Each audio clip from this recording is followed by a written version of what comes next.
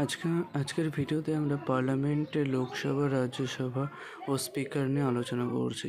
তো ভারতের পার্লামেন্ট হলো টেম্পল অফ ডেমোক্রেসি। ধারা 79 নম্বর ধারায় এটি বলা হয়েছে ভারতের আইনসভা গঠন হয়েছে রাষ্ট্রপতি, নিম্নকক্ষ লোকসভা হাউস অফ পিপল, উচ্চকক্ষ রাজ্যসভা কাউন্সিল অফ স্টেট নিয়ে।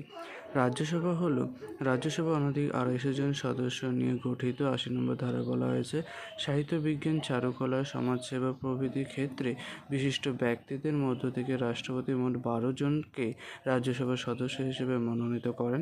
ইচ্ছা করলে তিনি 12 জনের কম সদস্যকে মনোনীত করতে পারেন। প্রধানমন্ত্রীর পরামর্শক্রমে রাষ্ট্রপতি এই মনোনয়ন কার্য সম্পাদন করেন। বাকি অনধিক 238 জন সদস্য ভারতের বিভিন্ন অঙ্গরাজ্য কেন্দ্রশাসিত অঞ্চল থেকে পরোক্ষভাবে নির্বাচিত হন।